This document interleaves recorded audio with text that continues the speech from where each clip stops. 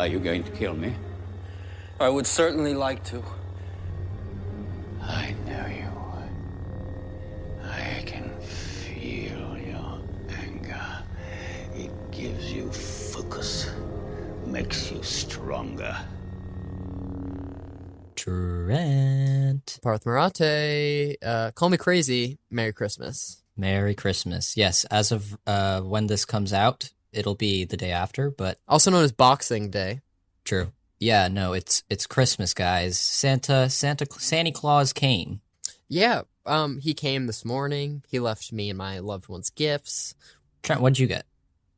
I got this soprano sweatshirt that I'm wearing. Most importantly, due to an uptick in the COVID cases, we didn't go to our extended family's house, and our parents were like, let's just schedule our booster appointments and then go see West Side Story. And I was like, fuck yes. And Parth, I don't mean to keep you in suspense, but do you want me to read you my Letterboxd review? Yeah, we held off on Trent doing this so that we could do it on air for you guys. For genuine effect. 4.5 stars and a like, called... Oh, and it reads, it's almost like Steven Spielberg knows exactly what he's doing. It's funny because this Steven Spielberg you speak of is one of the most prolific and highly acclaimed and commercially successful directors. But even though Steven Spielberg early in his career has made some of my favorite movies of all time, I've joked that past Catch Me If You Can in 2001 that Steven Spielberg hasn't made a great movie in a long time. And Tintin. And War of the Worlds is often your immediate counter argument. But this was fucking awesome. And one of our longtime fans, Nathan Snyder, he wrote a review, and I really liked it. Can I read it aloud?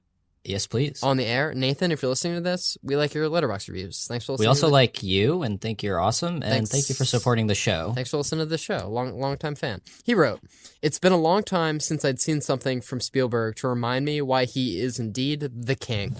And Uncle Steve's the king. That's all we're here to say. And tomorrow the Algar clan is taking on Licorice Pizza. And so, PTA. Not having to see my cousins and just going to the movies all the time, it's the season of giving. Wait, Licorice Pizza? That gets me in a mind for food. Trent, what have you been eating? What did you eat? We have to get through this. Yeah, I forgot that was like the whole show.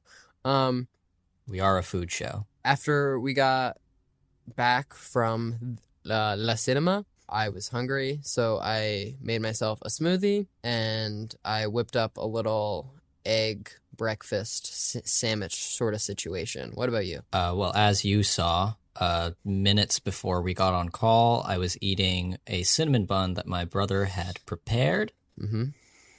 I had Christmas dinner at friend of the show, Sophia Alexis's house. Tune into the Gone Girl discussion if you want to hear Sophia Alexis's opinions. Yeah, and see her absolutely demolish that movie. Yeah, 2 out of 10. What's that all about? Yeah, go see the episode to find out. But I was hungry coming back.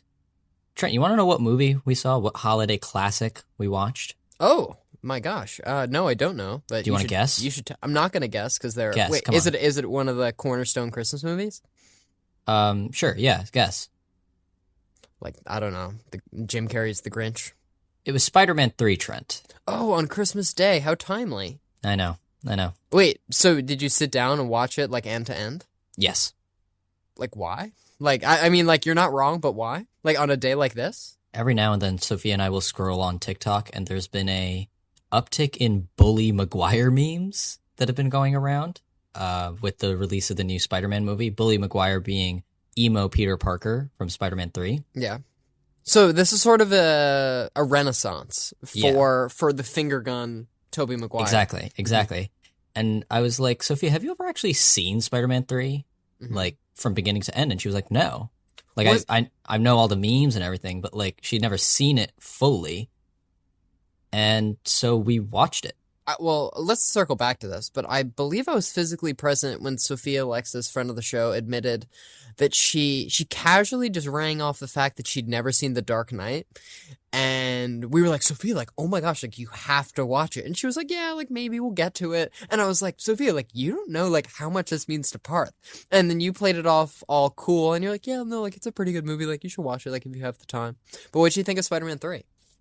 We have like similar opinions. I think that we'll cut to the show soon, but I think Spider-Man 3 is overhated. I think it's overcrowded. It has a lot of weird writing, but through that weird writing, Sam Raimi is like very present in every frame, and I think it's weirder and more interesting and more entertaining to watch than most blockbuster movies that come out nowadays. And if you think Mary Jane is the problem in that movie, you're probably a misogynist. Yep.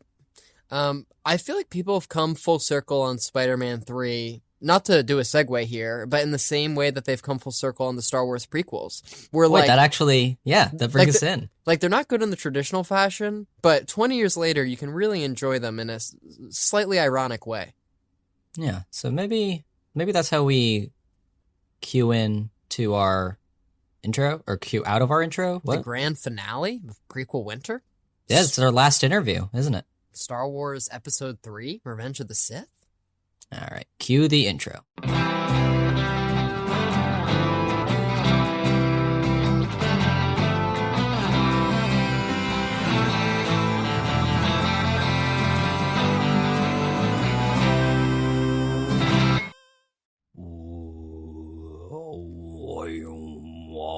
Welcome back. Welcome back to Craft Services, where we talk about the movies.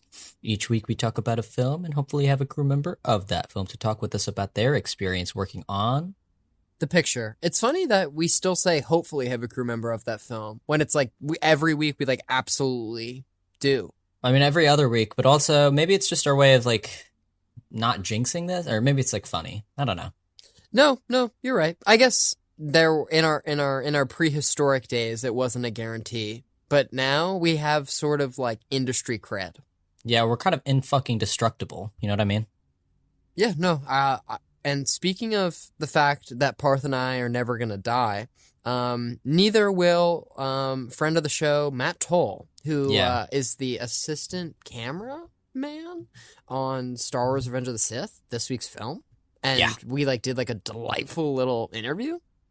Yeah, he was super, super awesome, really nice to us. Gave us a bunch of cool little tidbits about the movie, talked with us about George Lucas.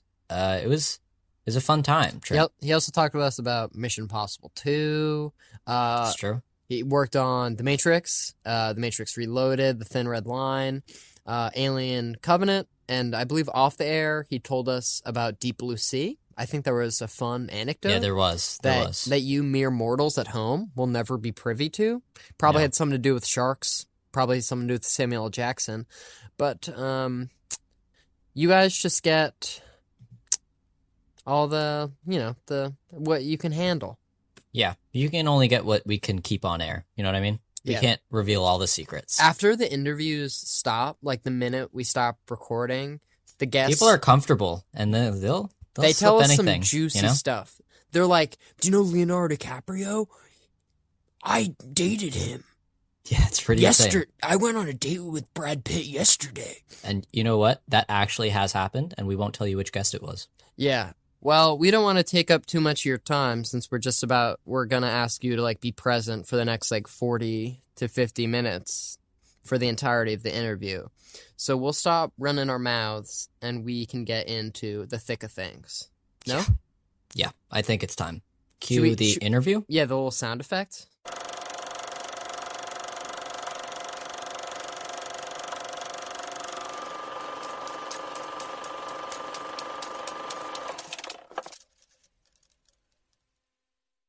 Hello, everybody, and welcome to our interview with Matt Toll. He's worked on projects like The Wilds, Mad Max Fury Road, Superman Returns, and many more things you've definitely heard of. He was also the first assistant camera for our film for today, Star Wars: Revenge of the Sith. Thank you so much for being with us. Hey guys, thanks for having me. Just to start off, if you could just tell us how you first got involved in the film industry. Yeah, well, I didn't sort of go down the film school path. I left school. I got into an economics degree actually at university, and I don't really know how I found myself there. And then really through a friend of mine's mother who was working in the film industry as a booking agent in Melbourne in Australia. She just heard about a job as a runner at a commercial production company. I'd never thought about being in the film industry or at that point, but the job sounded interesting. I went for an interview and ended up spending about 3 years there as a runner on TV commercials, and it's kind of how I got into it.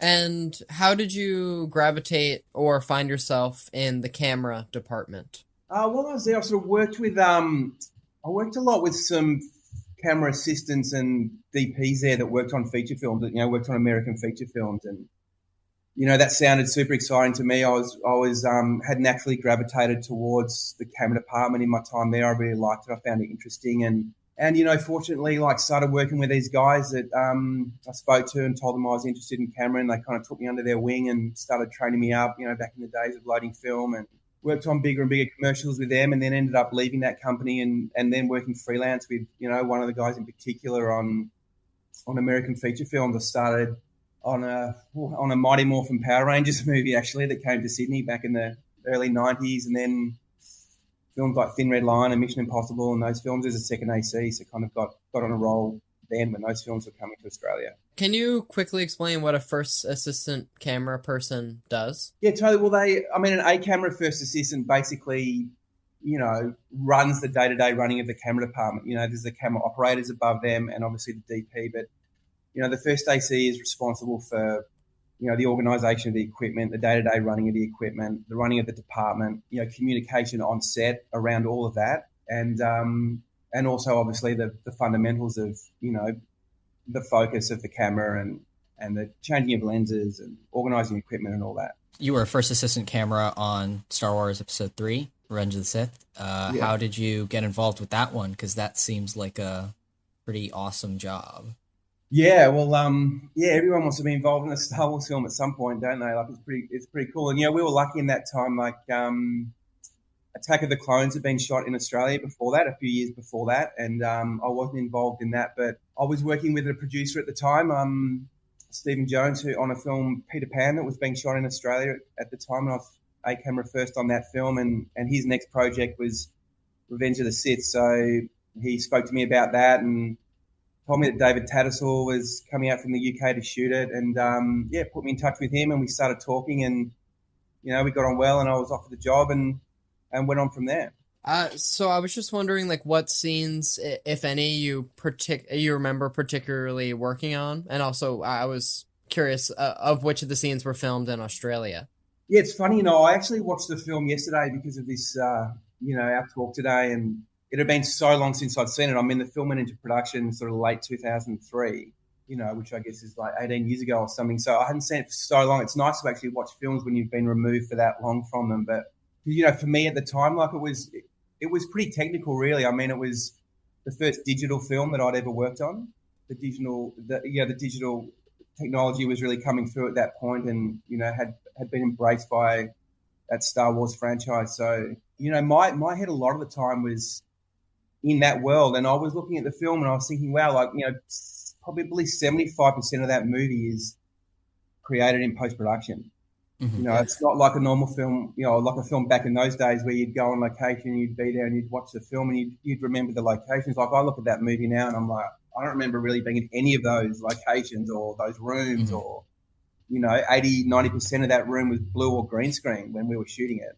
Yeah. And just the characters. But yeah, it was cool. I watched it again and, you sit back and realize it's actually just a love story, and it's like the, birth, if you want, of Darth Vader, and introduction to the Wookiees, and it was super cool. But yeah, little moments stand out. I guess dialogue moments stand out really, like some really sort of they seem almost clunky, but they're so cool. Like some of the dialogue in that movie, like it's that's kind of the main thing that bounces back at me is like a memory from there, and obviously being in the room around those things when you were growing up, those first original Star Wars movies, it was so massive in the lives of, you know, people my age when the first lot of movies came out, and just, you know, being in the same room as a Wookiee or C-3PO or Darth Vader even, you know, like it was pretty cool. Yeah, I mean, you just mentioned the digital technology that was being used, and like Attack of the Clones was the first movie to be fully shot with the digital camera. So I was wondering for you,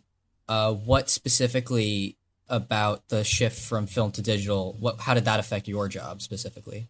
Yeah, well, it was kind of the first time. I mean, up until then, you know, I'd only worked with film, and so when you pull focus on film, you can't actually see. I mean, there's like HD monitors on the cameras and on set, but, you know, you really were relying on more old school, you know, things like running tape measures and, you know, putting marks down on the ground more and all that sort of stuff. And you really wouldn't see until you saw the projected dailies. Maybe 1 or 2 days later, you wouldn't actually see the exact work that you'd done in terms of the focus and how everything looked. So I guess that was the biggest shift as a first AC, was that suddenly, you know, the image is on set and you're looking at a monitor. It was the first time ever I'd use a monitor to actually pull focus with, which is, you know, with the remote focus, and have a high-def monitor in front of you and actually be looking at, you'd still have some marks on the ground, you'd still do a little bit of the traditional ways, but you really were pulling focus from a monitor, which was completely different. You walk away at the end of the day knowing exactly what's in focus, exactly wasn't. And, you know, that film actually wasn't particularly challenging from a focus point of view, because those early digital cameras had smaller sensors on them, and there's a greater depth of field of focus on those cameras. So in that respect, it was kind of more low-key in the way. It was just like dealing with the other parts of the technology, like, you know, suddenly you had to like deal with black balancing the cameras in the morning. I mean, and, you know, there was a big department taking care of that, but still very technical, but on a different level to the normal, you know, ways of focus pulling that we were used to. So just out of curiosity, what was George Lucas like if you interacted with him at all on set? Well, he was definitely very approachable. I mean, you know, as a first AC, well, you know, myself anyway, I sort of, you know, you don't often get involved in conversations with directors all that often, or with actors, are sort of like try and fly under the radar as much as possible. But yeah, George was very approachable. I mean, he's a lovely man. Like he's a gentleman. He's a family man. He definitely didn't want to work like long hours. He knew exactly what he wanted. He was very organized. He turned up. We shot what we needed to shoot. He keeps it incredibly simple.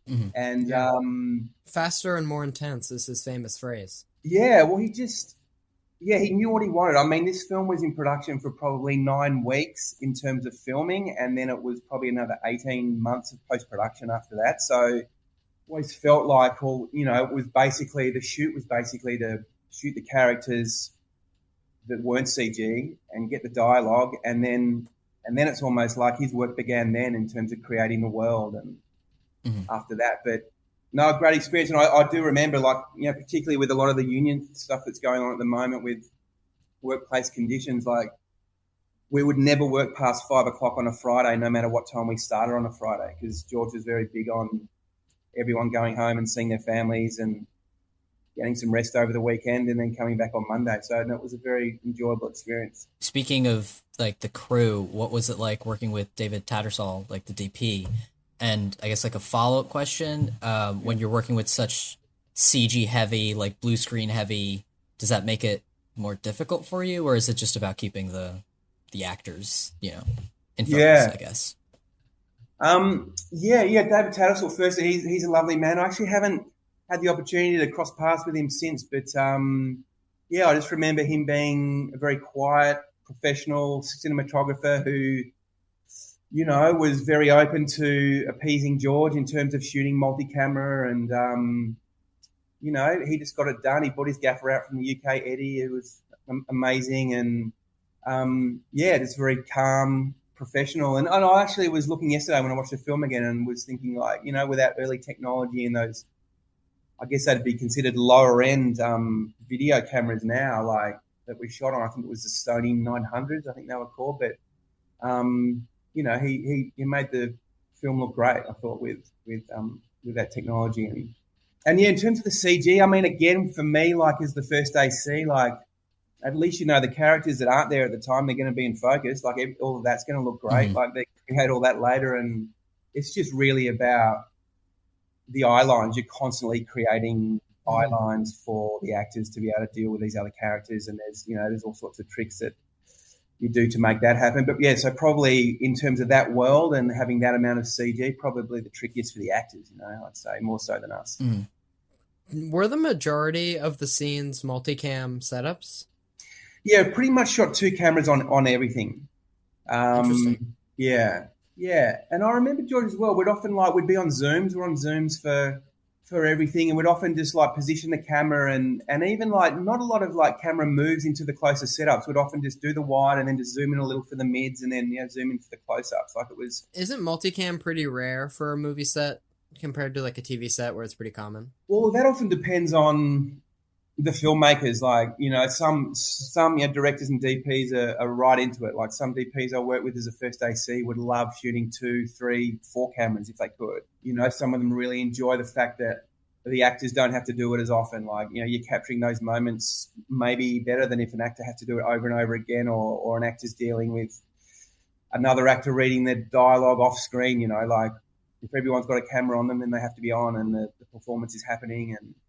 And whereas others, depending on the genre of the film maybe or what they're trying to create, they really want to craft something with a single camera and feel like a second camera may take their eye off the prize for that sort of work. So, yeah, look, it's very different, but definitely with television, becoming more prominent and people shooting multicam more often, it's definitely more normal now. I just came off a show called The Wilds and we basically shot 3 cameras on every setup. We're shooting 5-6 pages of dialogue a day with large casts and it's honestly the only way to get through the day.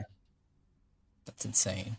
Well, I mean, speaking of insane shoots, this is my little segue into some other work you've done, but I'm a huge Tom Cruise fan, and you worked on Mission Impossible 2.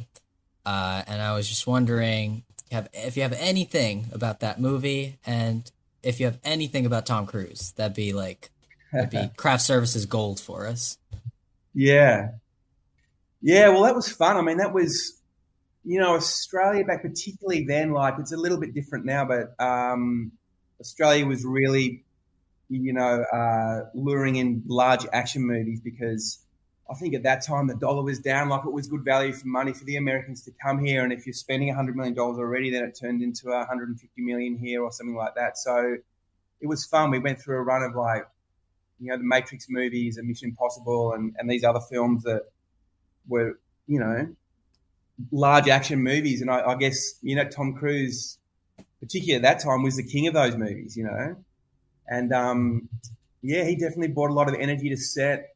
He, it's obviously, it's a big star power on set, and it was exciting working around him, but in terms of specific stories, I don't know. I have to think about that one a bit longer.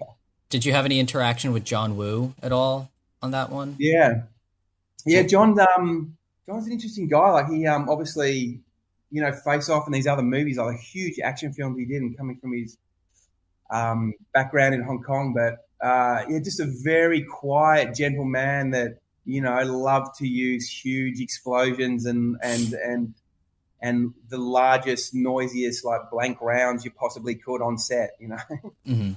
Which has changed now as well. You don't often, rarely. I haven't seen for years now shooting actually blanks on set. It's just doesn't happen anymore. But that's what I remember about him. He very friendly guy, very quiet, who liked making loud, huge action movies. Mm-hmm. Have you ever worked on a film in the U.S. or have you worked exclusively in Australia, in the motherland?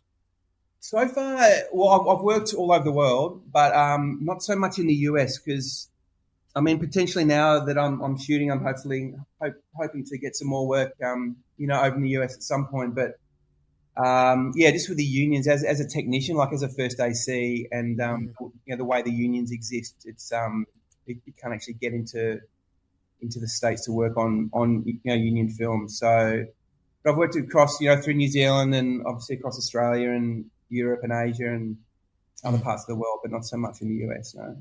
You've talked a little bit about the union, and I was just wondering how you ended up getting into that, and then sort of what it provides, I guess, just because we have no real idea of how any of this works. No, totally. And I'm sort of the same, to be honest. Like we have a union in Australia, but it's nothing like the unions in Australia that in the US that represent the crews. And I'm not actually a part of the union over there at the moment.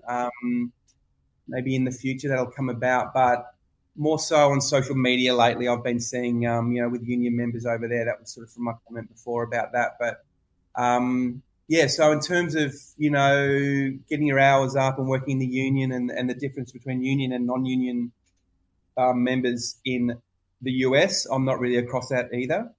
But hopefully, further down the track, I'll be able to become a part of that. A film I wanted to ask about was The Thin Red Line. Yeah. Which Roger Ebert considers the best movie in the 90s, and you worked on it, which is super cool. So if you remembered anything about it, that'd be super great. Yeah. Well, that was one of the first films I did as a second AC, which was amazing. I actually worked on the second unit mainly. I mean, we went over as an additional camera and worked with the main unit some days, and I think some 6 days on Saturdays. We're with Terrence Malick and John Toll and working with them shooting on the main unit. But yeah, look, again, that was amazing. I mean, it was in an amazing location in northern Queensland in Australia.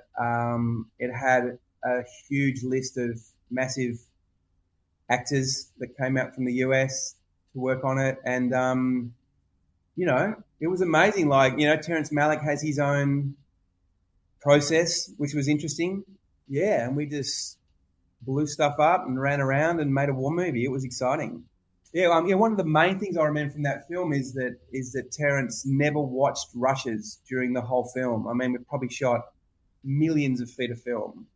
And I just remember that he wasn't ever at dailies, and his process was to just watch the dailies once the film had finished, which I thought was an interesting process from a director. Speaking of interesting directors, you worked on Mad Max, Fury Road. What was that like? Because that's one of the best movies of the past ever. The past 10 years. Yeah.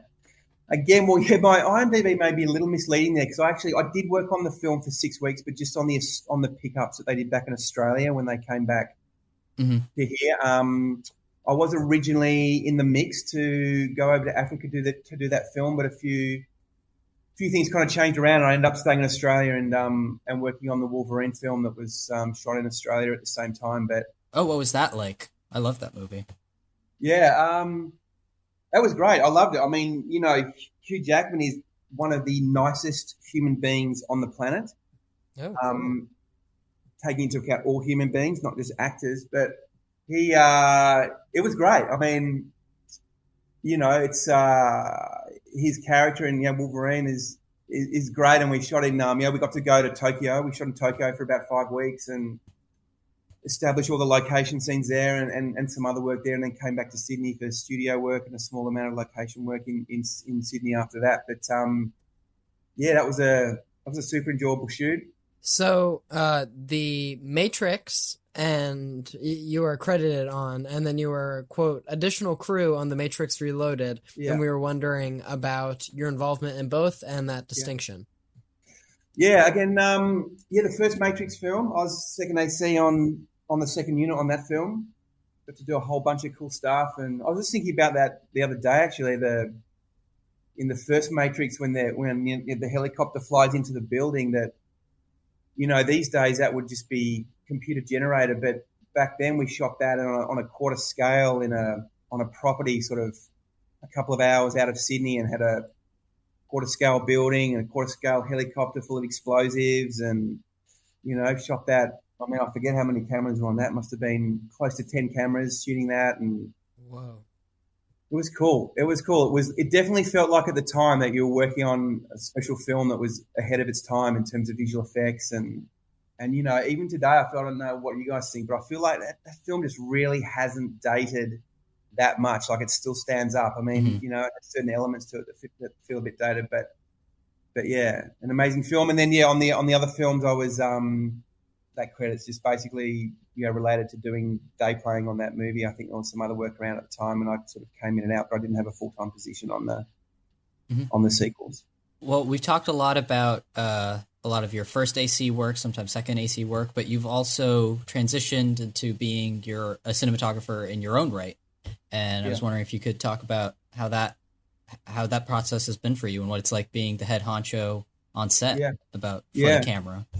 Yeah. Well, I was lucky. Look, over all those years, I worked with some great cinematographers, and I took a little bit from all of those people. And for a while there, I kind of just really stuck to first day seeing on TV commercials. I had a young family, and just started working on commercials in Australia and overseas as a first AC, and worked for a long time with a DP, Danny Rawman, who's now shooting US television all over the world. But there was a point where he decided to move to the US, and I'd been doing most of my work with him, and I kind of thought, well, now's the time. If I'm going to start shooting, now's the time. I've got good contacts in the commercial industry in Australia and in the drama industry. So yeah, it's a slow burn. You start again. You've been so busy first day seeing, and everyone wants to support you. But the first thing that happens is people say, "Send us your reel. We'd love to give you some work." And I'm like, well, I don't have a reel. I've just been assisting for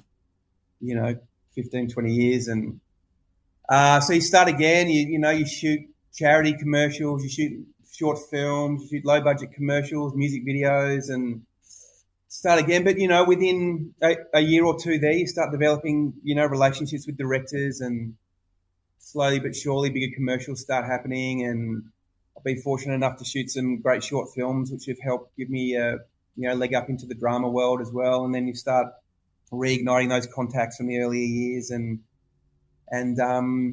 finally get some work on the board that puts you in the mix for smaller feature films, and then leading on to now some bigger American TV work, which has been great over the last few years.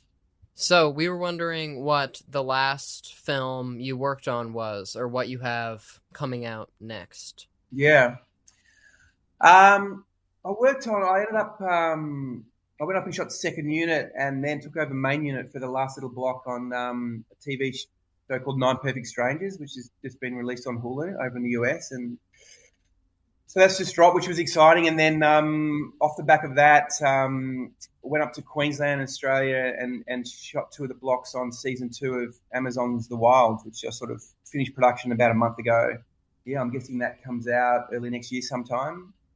So yeah, that's the last 2 dramas, and now till the end of the year, just planning on dropping back into television commercials and seeing the year out, and then seeing what happens next year as far as drama goes. Awesome. Trent, is it time? Trent, did you have a question? I had a little question before the question. Just in the way you phrased that, is there like you made it seem like there's like drama season and there's like TV season. So is that how it works? Like a few months out of the year, there's like consistent work, and the other time you go to like commercial stuff? No, it's sort of, I guess it's more so, I mean, there's no real season in Australia in terms of that work. Like I sort of hear like there may be in South Africa and some places like that. There's a bit more seasonal work, but no, it's kind of more like, the balance really, coming off 5 months of pretty intense drama work and just trying to get the balance and just drop back into commercials for a while and, reconnect with loved ones and friends and plan the next move rather than going, back to back on drama. I don't think, not that there was an opportunity for that this time, but I feel like it's just more about spacing these things out and seeing what the next project is rather than it being seasonal. Sure. Parth, are you ready for the big kahuna final question? Yeah, I was just about to say, I think it's time. The last question we like to ask our guests is, what is the last great film you watched? And it can be a new watch or it can be a rewatch. And let's leave Revenge of the Sith out of it. Just 'cause. And what's your favorite snack at the movie theater?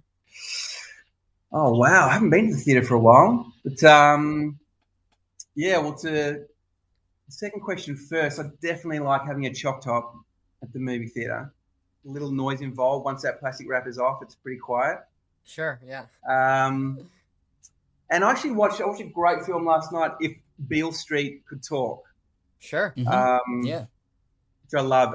I love Moonlight. Particularly the cinematography. Nice. Like I just, I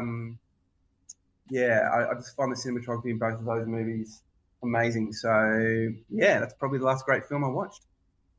Cool. Parth, you want to bring us out?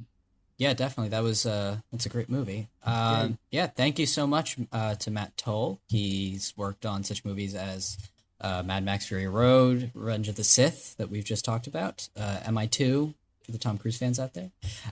So thank you so much for coming on. It was a great conversation. Pleasure, guys. Thanks for having me. Thank you.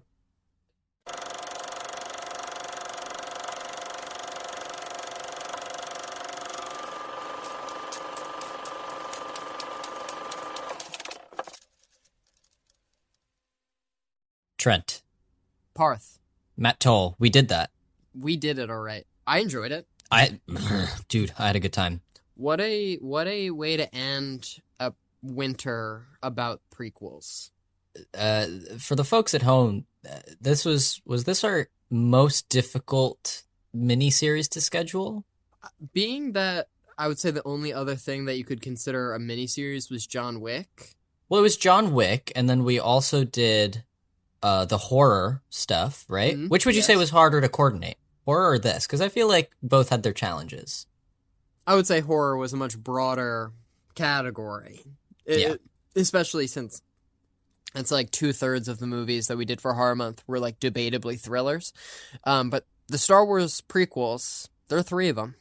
Yeah. And it wasn't particularly easy for us to find guests, but like we did it for you. But we overcame the obstacles because we're trying to get a little uptick in numbers. And Benton Jew, Mark Sexton, and Matt Toll, they pulled through.